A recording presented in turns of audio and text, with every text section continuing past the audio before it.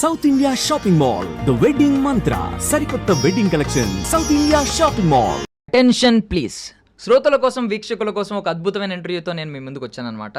Ladies and gentlemen, welcome to iDream media. నేను Priyadarshan. So మీరు చాలా సినిమాల్లో హీరో క్యాబ్ డ్రైవర్ కింద చూస్తుంటారు. లైక్ ఇందిరా సినిమాలో చిరంజీవి గారు, కలేజా సినిమాలో మహేష్ బాబు గారు, అత్తారింటికి దారేదిలో పవన్ కళ్యాణ్ గారు. బట్ ఒక రియల్ క్యాబ్ డ్రైవర్ హీరో అవడం ఎప్పుడైనా ఇమాజిన్ చేసుకున్నారా? సో ఇది రియాలిటీలో జరిగింది అని చెప్పి సోషల్ మీడియాలో ఒక బజ్ అయితే క్రియేట్ అయిందనమాట. ఆయన ఎవరో కాదు, మహేష్ చింతల అనమాట. సో చూశారు కదా, రీసెంట్గా ఆన్ స్క్రీన్ ఎలివేషన్ ఇచ్చే తరుణ్ భాస్కర్ గారు ఆఫ్ స్క్రీన్ స్టేజ్ మీద కూడా ఎలివేట్ చేశారు ఆయన్ని, క్యాబ్ డ్రైవర్ నుంచి యాక్టర్ అయ్యారని చెప్పి. అందులో ఎంత వాస్తవం ఉంది, అసలు బ్యాక్ అండ్ స్టోరీ ఏంటి, ఆయన స్ట్రగుల్స్ ఏంటి, ఆయన అచీవ్మెంట్స్ ఏంటి, ఇప్పటికి 20-30 సినిమాలు చేశారు ఆల్మోస్ట్. అవన్నీ తెలుసుకుందాం, మాట్లాడేద్దాం. మహేష్ గారు బాగున్నారా? బాగున్నాండి. యా, ఫస్ట్ ఆఫ్ ఆల్ అసలు కంగ్రాచులేషన్స్. అంటే మీరు హీరో, ఐ మీన్ ఇమాజిన్ చేశారో లేదు తెలియదు కానీ ఇప్పుడు హీరో అయ్యారు. సో ఈ ఫ్రేజ్ బాగా ట్రెండ్ అవుతుంది, క్యాబ్ డ్రైవర్ హీరో అయ్యాడని. నిజంగా మీరు క్యాబ్ డ్రైవర్ నుంచి హీరో అయ్యారా? అంటే ఈజీ అయినా ఒక క్యాబ్ డ్రైవర్ హీరో అవ్వడం, లేదు వెనకాల ఏమన్నా స్ట్రగుల్ ఉందా? వెనకాల స్ట్రగుల్ చాలా ఉందండి. Cab driver first of all హీరోని పెడతారు, బట్ హీరో నాకు అంత యాక్సెప్ట్ చేయడం నాకు ఇష్టం ఉండదు. సో వాళ్ళు పెడుతుంటే హ్యాపీ, వాళ్ళు అనుకుంటుంటే హ్యాపీ. కాకపోతే తరుణ్ భాస్కర్ సారు ఆడియో ఫంక్షన్లో తను క్యాబ్లో కలిశారు అని చెప్పినప్పుడు దాన్ని నేను ఒక క్యాబ్ డ్రైవరు, తరుణ్ గారు ఆ క్యాబ్లో కలిసినప్పుడు నాకు అవకాశం ఇచ్చి ఇలా నేను హీరో అయ్యాను అని చెప్పి అందరూ అంత ఈజీ అని అనుకుంటున్నారు. దీని వెనుక ఒక 13 years జర్నీ ఉందండి. నేను 2013లో సినిమా ఇండస్ట్రీకి వచ్చి 2014లో సత్యం యాపి గారి దగ్గర ఫిలిం ఇన్స్టిట్యూట్లో కోర్స్ చేసిన, డాన్సులు నేర్చుకున్న అక్కడ. తర్వాత రంగభూమి, రవీంద్ర భారతి లాంటి థియేటర్లో ఎన్నో నాటకాలవి కొన్ని ప్లేస్ చేసిన. అలా చేసుకుంటూ యాక్టింగ్ స్ట్రగుల్ ఒక 3 years ఆల్మోస్ట్, ఒక 2016 అంటే తరుణ్ భాస్కర్ గారు నాకు కలిసిన టైం వరకు 3 years స్ట్రగులింగే అనమాట. అంటే మీరు ఇప్పుడు యాక్టర్గా మీకు తెలుసు కదా అంటే ఎంత స్ట్రగుల్ ఉంటుందో మనకి. ఇప్పుడు అప్పట్లో 2013 టైంలో ఏంటంటే కొత్త వాళ్ళకి కొంచెం ప్రోత్సాహం ఉండేది కాదు, కొత్త వారికి తొందర అవకాశాలు వచ్చేది కాదనమాట. సో చాలా స్ట్రగుల్ అవుతుండే, ఫోటోలు పట్టుకొని ఆఫీసులు తిరుగుతుండే, ఆడిషన్లు ఇస్తుండే. అప్పుడు ఏమైందంటే ఇప్పుడు మనం యాక్టర్ అవుదామని వచ్చినప్పుడు ఊరు నుంచి కొన్ని మనీ తెచ్చుకుంటాము. అది తెచ్చుకున్న మనీ అయిపోయింది. ఫ్రెండ్స్ అండ్ ఫ్యామిలీ మెంబర్స్ దగ్గర మనం అప్పులు చేస్తుంటాం, అది అయిపోయింది. దాని తర్వాత ఇంకా మనం ఇప్పుడు 3 years అయిపోయింది, ఒక ఆపర్చునిటీ కూడా రాలేదు. అదే చెప్పిన కదా, కొత్త వారికి అప్పుడు అవకాశాలు లేవు. సో అయితే నేను 2016లో ఒక ఫ్రెండ్ సలహా ద్వారా నాకు అతను డ్రైవింగ్ వస్తుందా అని అడిగితే వస్తుందని చెప్పిన. అంటే ఇట్లా ఊబర్ ఓలా అని ఒక యాప్స్ వచ్చినాయి, క్యాబ్స్ ఉంటాయి. మనకు నచ్చినప్పుడు నడుపుకోవచ్చు, నచ్చినప్పుడు మనం స్కిప్ చేయొచ్చు. నీకు సినిమా అవకాశాలు వెతుక్కోవడానికి కూడా బాగుంటుంది, నీకు ఫినాన్షియల్గా నీకు చాలా హెల్ప్ ఉంటుంది అని అంటే అప్పుడు నాకు ఐడియా మంచిగా అనిపించింది. అంతకుముందు నేను ఒక 1 month జాబ్ సర్చింగ్ చేసి ఉండే అనమాట. నేను అంటే ఇప్పుడు సినిమాకి దీనికి సెట్ అయ్యేలాగా ఏం జాబ్ దొరుకుతుంది అని ట్రై చేస్తే 9 to 5, 10 to 9 ఇలా మనకు తెలుసు, 12 hours జాబ్స్ ఉంటాయి. సో దానికి సినిమా సెట్ కాదు. మనం ఉదయం నుంచి వెళ్ళి సాయంత్రం మనం అదే పని చేసుకోవాలి. అది కాదనే కదా మనం వచ్చింది ఇక్కడికి. సో ఆ టైంలో నాకు క్యాబ్ చాలా మంచిగా అనిపించింది, తను రెంట్కి ఇప్పించాడు. 2016లో క్యాబ్ నడుపుతున్నాను నేను. నైట్ పూట క్యాబ్ అంతా నడుపుతూ మార్నింగ్ 4 వరకు నడిపి 4 hours పడుకొని 10-11కి అట్లా మళ్ళీ ఆఫీసులు తిరిగేవాడిని. ఇలా ప్రాసెస్లో ఒక 1 year జరుగుతుంది జర్నీ. ఆ జర్నీలో ఈస్ట్ మారేడుపల్లి ఒకరోజు అక్కడ నైట్ అంతా నడిపి అక్కడే morning July 29th, July month అది. అక్కడ మార్నింగ్ వర్షం పడుతుంది, క్యాబ్ తరుణ్ అని ఒక బుకింగ్ వచ్చింది. వస్తే సరే వర్షం పడుతుంది, నేను క్యాబ్ తీసుకొని వెళ్ళాను అనమాట. వెళ్తే చాలాసేపటి వరకు రావట్లేడు.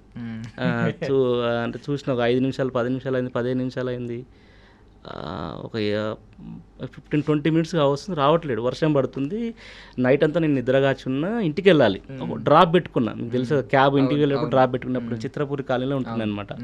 సో డ్రాప్ పెట్టుకుంటే రావట్లేడు అని చెప్పి క్యాన్సిల్ చేద్దామని పోతున్నా, వెనక్కి వస్తున్నా. అంటే ఇక సరే ఇంకా మన ఇంటికి వెళ్తున్నాం కదా ఎందుకు అని చెప్పేసి అని నేను వెయిట్ చేస్తుంటే సడన్గా వచ్చాడనమాట. సారీ అమ్మ లేట్ అయింది అని చెప్పి 4-5 సార్లు చెప్తున్నాను అనమాట. అరే ఇంత బాగా మాట్లాడుతున్నాడు ఏంటి అని నాకు. అంటే బేసిక్గా ఏంటంటే చాలామంది లేట్ అయినా కూడా పెద్ద డ్రైవర్స్ అంటే పెద్ద రెస్పెక్ట్ చేయరు, మనకు తెలిసిందే. రుబాబు ఉంటుంది, ఆగవా డబ్బులు తీసుకోవట్లేదు ఇలా మాట్లాడుతుంటారు. సారీ అని చెప్తుంటారే ఇంత చాలా అప్పుడే అనిపించారు, చాలా మంచి మనిషిలాగా ఉన్నాడే అని చెప్పి అనిపించింది. కార్లో ఎక్కి మూవ్ అవుతుంటే ఆయన మీరేం సినిమాలు చేశారమ్మా చూసారమ్మా అని అడిగాడు అనమాట. అని అంటే నేను రీసెంట్గా పెళ్లి చూపులు అనే సినిమా చూశాను సార్, బాగుంది. ఇప్పటివరకు నేను చూసిన సినిమాలు ఇది కొంచెం వేరే ఉంది, కొత్తగా ఉంది, కామెడీ కానీ ఆ పాటలు కూడా రాగ పూలమాల కానీ, మెరిసే మెరిసే సాంగ్ కానీ, చినుకు తాకే అనే సాంగ్ కానీ చాలా ఫ్రెష్గా ఉందన్నమాట. ఆ మ్యూజిక్, వివేక్ సాగర్ మ్యూజిక్. నేనంటే చిన్నప్పటి సంది సినిమాల పిచ్చోని కాబట్టి సినిమాలు పాటలు బాగా, ఇళయరాజా గారి పాటలు, మణిశర్మ గారి పాటలు, అప్పుడు ఒక్కడు, దేవి గారి పాటలు వస్తానని ఉంటాను, ఇప్పుడు చిరంజీవి గారివి ఇళయరాజా సాంగ్స్ కానీ ఇట్లా బాగా పాటల పిచ్చోని అనమాట. పాటలు, సినిమాలు ఇవన్నీ బాగా ఫ్యాషన్ ఉంది కాబట్టి సినిమాలు ఇవన్నీ మీద. సో అప్పుడు నేను ఆ పాటలు కూడా నాకు కొత్తగా అనిపించినాయి. వివేక్ సాగర్ గారి మ్యూజిక్ కొత్తగా అనిపించింది. నేను సత్యం థియేటర్ 2 సార్లు చూసా సినిమా. ఆ స్క్రీన్ ప్లే కానీ అది ఎంత లవ్లీగా ఉందంటే సినిమా అంతా నాకు న్యాచురల్గా క్యారెక్టర్స్ కానీ, ప్రియదర్శన కామెడీ కానీ, విజయ్ గారి పర్ఫార్మెన్స్ కానీ, రీతు గారు కానీ నాకు సంథింగ్ ఏదో ఈ సినిమా మీద కొత్తగా ఉందని నేను అసలు బండ్లో ఎక్కిన వాళ్ళు దిగిన వాళ్ళు కూడా నేను చెప్తున్నా సినిమా గురించి, చూడండి సినిమా బాగుంది. బేసిక్గా నేను యాక్టర్ని కాబట్టి సినిమా చెప్తుంటా కదా, అలా చెప్తున్నా. బండ్లో ఎక్కిన వాళ్ళు దిగిన వాళ్ళు కూడా ఈ సినిమా బాగుంది, పెళ్లి చూపుల సినిమా బాగుందంట, రేపు వెళ్దాం, ఎల్లుండి వెళ్దాం అందరూ. అది మౌత్ టాక్ వల్ల స్ప్రెడ్ అయింది ఆ సినిమా, మీకు తెలుసు, పెద్ద హిట్ అయింది అది.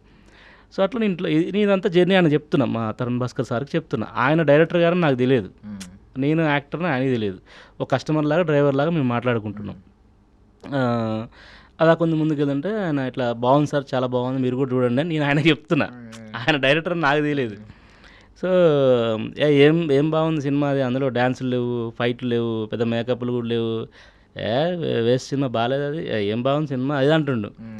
సార్ అదేంటి సార్ అలా మాట్లాడతారు మీరు, సినిమా చాలా బాగుంది సార్, నేను చూశాను సార్, బండిలో చాలామంది ఆడియన్స్ మాట్లాడుకుంటున్నారు, పాటలు ఎంతో బాగున్నాయి, చాలా కొత్తగా ఉంది సార్, కొత్త డైరెక్టర్ అంట, ఫస్ట్ టైం డెబ్యూటీ డైరెక్టర్ అంట, బాగా చేశారంట సార్ ఇదని అంటుంటే బాగాలేదు సినిమా అంటుండు. మళ్ళీ చిన్న డిస్కషన్ జరిగిన తర్వాత చిన్నగా కార్ అలా రామనాయుడు స్టూడియోకి లోపల గేట్ ఎంటర్ అవుతుంది. నాకు అర్థమైంది ఏంటిది రామనాయుడు స్టూడియోలో పోతుంది, ఎవరు ఈయన నాకు డౌట్ వస్తుంది అప్పుడే.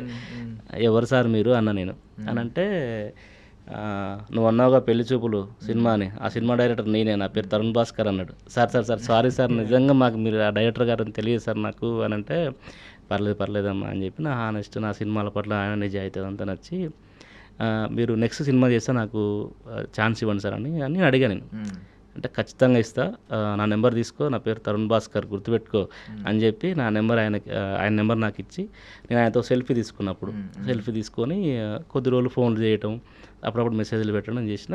ఒక 3-4 months ట్రావెల్ అయినా, అంతే 6 months ట్రావెల్ అయినా. దాని తర్వాత ఇంకా మళ్ళీ ఆ పెళ్లి చూపులు ఇంకా పెద్ద హిట్ అయిపోయింది, సమ్ crores ఆఫ్ బడ్జెట్ ఏదో వచ్చింది, తర్వాత 2 నేషనల్ అవార్డులు వచ్చినాయి. ఇదంతా జరిగిన తర్వాత నేను ఇంకా అందరు మనకు మాట ఇస్తుంటారు, మనకి ఇప్పుడు అప్పటి వరకు 3 years జర్నీలో కూడా ఆఫీస్కి వెళ్ళినప్పుడు, ఆడిషన్కి వెళ్ళినప్పుడు చూద్దామమ్మా, చేద్దామా, ఎప్పుడన్నా ఎవరైనా బయట కలిసినప్పుడు డైరెక్టర్ గారిని సార్ అని అంటే చెప్తామ్మా, రేపు నెక్స్ట్ సినిమా వచ్చినప్పుడు కలువు, అట్లా మాట్లాడుతుంటారు. ఇక అందరిలాగా తను కూడా చెప్పుకుంటాడు అని చెప్పి నేను ఓకే బ్యాక్ టు నా వర్క్ నేను చేసుకుంటుంటే కరెక్ట్గా పెళ్లి చూపులు July 29th సినిమా రిలీజ్ అయింది. కొద్ది రోజుల తర్వాత ఒక 10-15 days తర్వాత సార్ కలిశారు. ఒక 1.5 year తర్వాత, అంటే 2017 midలో ఈ నగరానికి ఏమైనా స్టార్ట్ అయింది. ఆ సినిమా స్టార్ట్ అయిన సంగతి కూడా నాకు తెలియదు. నేను ఇంతో కొద్దిగా ట్రావెల్ అయిన తర్వాత నేను ఇంకా నా బ్యాక్ టు నా పని చేసుకుని నేను మర్చిపోయాను. అంటే ఆయన క్యాబ్ జర్నీ గుర్తుంది, బట్ ఇంకా ఆయన మనకి ఎక్కడ ఇస్తాలే అని నేను ఆఫీసులు తిరగటం, క్యాబ్ నడుపుకుంటే ఇది జరుగుతుంది. 2017 midలో నాకు ఫోన్ వచ్చింది. హలో మహేష్ గారా? అవునండి, మీరు 2016లో తరుణ్ భాస్కర్ గారికి క్యాబ్లో కలిశారంట కదా, ఆయన ఇప్పుడు ఈ నగరానికి ఏమైందని చెప్పి ఒక సినిమా చేస్తున్నారు, మీకు అందులో ఒక వేషం చెప్పారు, మీరు ఆఫీస్కి వచ్చి ఆడిషన్ ఇస్తారా అని అన్నాడు. నేను షాక్ అసలు. అంటే మీకు విత్ ఇన్సిడెంట్ కూడా చెప్పారు 2010లో మీరు ఇలా కలిశారంట కదా అని చెప్పి. కలిశారంట, గుర్తుపెట్టుకుని చూడండి. నేను మర్చిపోయాను అనుకున్నా, ఫోన్ నెంబర్ మార్చుండే మధ్యలో ఆయన. అంటే ఆబ్వియస్లీ కొంచెం, ఎందుకంటే అప్పటి వరకు ఉన్న స్టార్ట్ టైంకి మధ్యలో ఫోన్ నెంబర్ ఎవరైనా మారుస్తారు, నేనే 2-3 నెంబర్లు మార్చిన. సో అంటే ఇంక అనుకున్నాను నేను, అంటే చాలామంది చెప్తుంటారు కదా ఆయన గొప్పతనం, ఎంత గొప్ప మనిషి, ఎంత మంచి మనిషి అంటే, ఓ సంవత్సరం తర్వాత నన్ను గుర్తుపెట్టుకొని ఆఫీస్కి పిలిచి, నేను పోగానే నేను వెళ్ళినాక ఆఫీస్ నుంచి బయటికి వెళ్తుంటే ఏ మహేష్ ఎలా ఉన్నావు అదేం చెప్పి హక్ చేసుకొని బాగున్నావు, క్యాబ్ నడుపుతున్నావు కదా, ఖచ్చితంగా క్యాబ్ నడుపు, ఎందుకంటే నువ్వు ఇండస్ట్రీ మీద నమ్ముకోవద్దు, నువ్వు ఖచ్చితంగా నువ్వు పార్ట్ టైం వర్క్ చేసుకోవాలి, నువ్వు ఎప్పుడు కూడా నువ్వు సక్సెస్ అయ్యేంత వరకు సక్సెస్ అయినా ఏదో పార్ట్ టైం బిజినెస్ పెట్టుకోవాలి, నువ్వు ఎప్పుడు కూడా దీన్ని నమ్ముకోవద్దు. ఇప్పుడు స్టిల్ ఏమన్నా చేస్తున్నారా దీంతో పాటు పార్ట్ టైం యాక్టింగ్? లేదు నేను ఆల్మోస్ట్ అది అప్పుడే ఇంకా ఆ టైమే. తర్వాత ఈ నగరానికి ఏమైనా తర్వాత నేను ఆ చిన్నది పెద్దది నేను ఆల్మోస్ట్ చాలా బిజినెస్ కానీ లేదు కంప్లీట్ నేను అసలు బేసిక్గా నా మైండ్ సెట్ కూడా కాదు అప్పుడు. నాకు ఆ పరిస్థితి బాగాలేక నాకు కొద్ది రోజులు నేను చేయాల్సి వచ్చింది, కానీ నాకు ఫస్ట్ నుంచి కూడా నేను ఒకరి కింద పని చేయడం కానీ నేను గుంపులో ఉండే టైపు కాదు నేను బేసిక్గా. సో అప్పుడు ఇంకా తప్పదు ఇండస్ట్రీలో ఉండాలి మనం అని ఆ ప్రాసెస్లో ఇప్పుడు ఒక సామెత ఉంటుంది మనకి, అంటే దేవుడు అంతటా ఉండి సహాయం చేయలేక మనుషుల రూపంలో పంపిస్తాడు అని అంటారు. నాకు దేవుడే మా తరుణ్ భాస్కర్ సార్ రూపాలు వచ్చాడేమో నాకు అనిపించింది ఆ టైంలో కరెక్ట్గా. సో అట్లా హక్ చేసుకున్నాడు, పని చేస్తున్నావు కదా అని చెప్పి అన్నాడు, అది చేస్తున్నా సార్ అని చెప్పి అన్నా. ఖచ్చితంగా నువ్వు పని వదిలిపెట్టొద్దు, నువ్వు క్యాబ్ నడుపు, తప్పే ఉంది, ఎవరేమనుకుంటా నీకెందుకు, నువ్వు క్యాబ్ నడుపు, హీరోలే సినిమా క్యాబ్ డ్రైవర్ కింద చూపిస్తున్నప్పుడు నీ సర్వైవల్ కోసం నువ్వు క్యాబ్ నడుపు, నీకు ఎవరేమనుకుంటా నీకెందుకు నువ్వు అని అనేది అనమాట. ఆడిషన్ ఇచ్చిన అయిపోయింది. ఈ నగరానికి ఏమైంది, విజయఐటి కాలేజ్ చిలుకూరు కాలేజ్ దగ్గర షూటింగ్ అయిపోయింది. మళ్ళీ బ్యాక్ టు నా వర్క్ నేను చేసుకుంటూ మళ్ళీ నేను సినిమాలు మళ్ళీ ఇప్పుడు ఈ నగరానికి ఏమైంది వచ్చిన తర్వాత ఆ వీడియో క్లిప్ పట్టుకొని మళ్ళీ నేను చిన్న రాజుగాడ, నన్ను దోచుకుందట అని, అద్భుతం అనే సినిమా, తేజ సజ్జన్ అదని, ఇట్లా చిన్న క్యారెక్టర్ నాకు వచ్చింది, చిన్నది పెద్దది, అట్లా 1 సీన్ 2 3 సీన్ 4 సీన్లు అట్లా చేసుకుంటూ వెళ్తున్నాం. మళ్ళీ ఒకరోజు ఫోన్ వచ్చింది, అలా మేము నేను అప్పుడు ఈ నగరానికి ఏమైనా సినిమా తర్వాత మళ్ళీ ఆయన టచ్లో లేను నేను అసలు, ఇంకా నేను ఫోన్ కూడా చేయలేదు. సినిమా అయిపోయింది తర్వాత నాకు ఆయనకు గ్యాప్, ఫోన్ చేయలేదు ఎప్పుడు కూడా. ఒక్కసారి ఎప్పుడో ఫోన్ చేస్తే బాగున్నావు నేను కొంచెం బిజీగా ఉన్న తర్వాత అన్నారు. సరే ఇంకా అవకాశం ఇచ్చింది కదా అని చెప్పి నేను మళ్ళీ ఒక 1.5 year తర్వాత మళ్ళీ 2019లో ఎప్పుడో నాకు మళ్ళీ ఫోన్ వచ్చింది, రామనాయుడు స్టూడియో నుంచి ఫోన్ చేస్తున్నామండి, మీకు తరుణ్ భాస్కర్ గారు నెట్ఫ్లిక్స్కి ఒక వెబ్ సిరీస్ చేస్తున్నారు, మీకు ఒక వేషం చెప్పారని, పిట్టకథలు. మళ్ళీ ఫోన్ అనమాట. అసలు నిజంగా ఎంత నేను ఏ జన్మలో చేసుకున్న పుణ్యం నేను, ఆ తర్వాత ఏంటి నాకు అసలు అని నాకు చాలా ఎమోషన్ అనమాట. స్క్రీన్ మీద తరుణ్ భాస్కర్ అని పడిందంటే ఇక నుంచి ఖచ్చితంగా మీరు అందులో కనిపిస్తారు. అలా అయిపోయింది అన్ని ప్రాజెక్ట్స్లో ఏదో రకంగా ఉంటానండి. అది కూడా సెంటిమెంట్ లాగా అయిపోయింది. ఆడియన్స్ కూడా సార్ ఫిల్మ్ అంటే ఆడుంటారు, ఆడు ఈ నగరానికి ఏమైంది అని అలాగ అయిపోయింది బేసిక్గా. ఆ కీడాకోలతో ఇంకా మంచి ఎక్కువ పెద్ద క్యారెక్టర్ ఇంకా మంచి గుర్తింపు వచ్చింది. అట్లా ఫోన్ వచ్చింది. మళ్ళీ పోగానే అదే ఎప్పుడైతే పెళ్లి చూపుల టైంలో ఎలా ఉన్నారో, ఎంత మంచిగా ఉన్నారో, ఈ నగరానికి ఏమైనప్పుడు అదే రిసీవింగ్. మళ్ళీ రాముల అప్పటికి పెళ్లి చూపులు హిట్ అయిపోయింది, నేషనల్ అవార్డు వచ్చేసినాయి. ఈ నగరానికి ఏమైంది రిలీజ్ అయిపోయింది, అది కల్ట్ క్లాసిక్, అసలు అది పెద్ద హిట్ అయిపోయింది. అంత క్రేజ్ వచ్చినా, అంత స్టార్డమ్ వచ్చినా కూడా మళ్ళీ ఈ రాములా చేసేటప్పుడు కూడా మళ్ళీ సేమ్ ఎప్పుడైతే నన్ను ఫస్ట్ స్టార్టింగ్ ఎలా రిసీవ్ చేసుకున్నారో అలాగే రిసీవ్ చేసుకున్నారు. మహేష్ ఎలా ఉన్నావు, మళ్ళీ అదే క్యాబ్ నడుపుతున్నావు కదా, పని చేస్తున్నావు కదా, నడుపుతున్నా సార్, సర్వైవల్ కోసం తప్పదు అని అంటే, అదే నువ్వు బిజీ అయ్యేంత వరకు నడుపు, నువ్వు ఖచ్చితంగా పార్ట్ టైం పని పెట్టుకో అని చెప్పి అని, తర్వాత ఒక రోల్ ఉంది ఇందులో అని చెప్పి ఆడిషన్ చేసి అది మంచి పేమెంట్ ఇప్పించి అది చేసి, అది కూడా ఒక 3-4 days క్యారెక్టర్, మంచి క్యారెక్టర్. ఇప్పటికీ నన్ను ఎక్కడ పోయినా కూడా ఆ క్యారెక్టర్ గురించి, ఆ పిట్ట కథల్లో ఆ సిరీస్ గురించి మాట్లాడతారు. మంచు లక్ష్మి గారు ఆ క్యాబ్ దగ్గర నాకు మాత్రం బంతిపూల దండేసిన బాడకావు అని అంటుంటుంది, అక్క అక్క, అట్లా అదొక సీన్, 3-4 సీన్లు ఉంటుంది ఆ సిరీస్లో. బాగుంటుంది క్యారెక్టర్. అది చిన్న క్యారెక్టర్ అయినా చాలా గుర్తిస్తారు అందరూ. మొన్న నేను మా ట్రైలర్ లాంచ్ గురించి బలగం వేణన గారి దగ్గరికి వెళ్ళినప్పుడు కూడా, నువ్వు రామ్లా బల చేసిన క్యారెక్టర్ అని చెప్పి అన్నాడు ఆయన. తను సినిమాలో బాగా చేస్తుంటావు నువ్వు, కానీ బాగుంటుంది నీ యాక్టింగ్ న్యాచురల్గా అని అన్నారు వేణన. చాలా హ్యాపీ అనిపించింది, ఎందుకంటే ఆయన ఎంత గొప్ప ఒక యాక్టరు, ఎంత గొప్ప కమెడియను.